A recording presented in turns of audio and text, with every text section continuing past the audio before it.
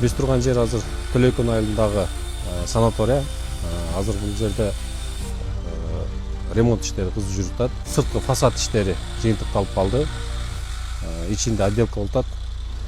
Электромонтаж, сантехника баары бүткүлө эле калды.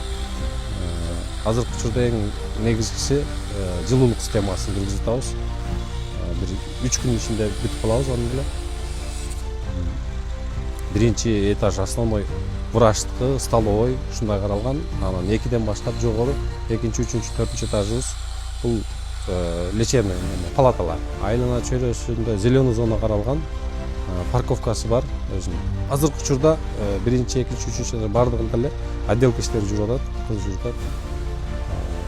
Жакынкы күндөрү ушул май айына тапшырабыз деп турабыз.